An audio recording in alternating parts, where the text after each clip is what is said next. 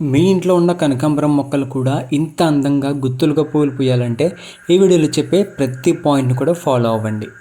నమస్కారం ఫ్రెండ్స్, మన ఇంట్లో కనకాంబరం మొక్కలు పెంచుకునేటప్పుడు చాలామంది ఎదుర్కొనే పెద్ద సమస్య మొగ్గలు ఎండిపోవడం లేదా పూలు విచ్చుకోకముందే రాలిపోవడం. ఈరోజు ఈ వీడియోలో కనకాంబరం పూలు అస్సలు రాలకుండా మొక్క నిండా గుత్తులు గుత్తులుగా పూయడానికి 5 అద్భుతమైన చిట్కాలు మరియు ఒక సీక్రెట్ ఫెర్టిలైజర్ గురించి తెలుసుకుందాం. ఎక్కడ స్కిప్ చేయకుండా చివరి వరకు చూడండి. ఇందులో ఫస్ట్ పాయింట్ చూసుకున్నట్లయితే తప్పుడు పద్ధతిలో నీళ్లు పోయడం. చాలామంది కనకాంబరం మొక్కకి అయితే ఎక్కువగా నీళ్ళు పోస్తారు లేదా అసలు నీళ్ళు కూడా పోయారనమాట. ఈ పద్ధతి అనేది చాలా రాంగ్ అండి. మొక్కకు నీరు అవసరం, కానీ మరీ బురదగా ఉండకూడదు. ఇలా ఉంటే రూట్ రాట్ వచ్చి మొగ్గలు రాలిపోతాయి. కనకాంబరం మొక్క ఉన్న కుండీని ఎప్పుడు తేమగా ఉంచడానికి ట్రై చేయండి. మొక్కకి నీరు పోసేటప్పుడు పైన ఉన్న మట్టిని ఒకసారి తాకి చూడండి. మట్టి పూర్తిగా ఎండిపోయినప్పుడు మాత్రమే నీరు ఇవ్వండి.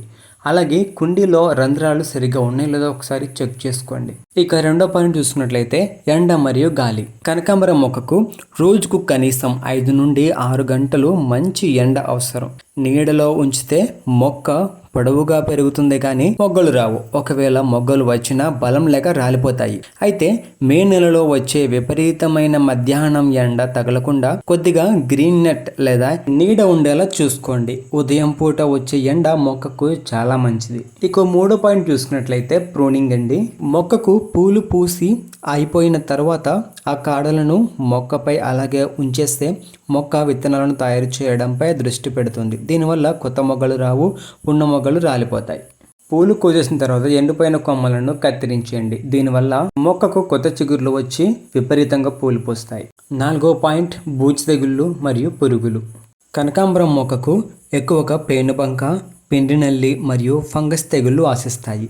ఇవి మొగ్గల రసాన్ని పీల్చేయడం వల్ల మొగ్గలు నల్లగా మారి రాలిపోతాయి. ఇప్పుడు దీనికి నివారణ ఏంటో చూద్దాం.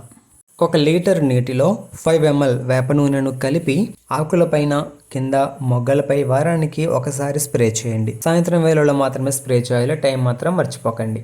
5వ point secret homemade fertiliser. కనకాంబరం మొక్కకు సరైన బలం లేకపోతే మొగ్గలను మోయలేదు. అందుకే ఈ చిన్న హోమ్ మేడ్ ఫెర్టిలైజర్ వాడండి.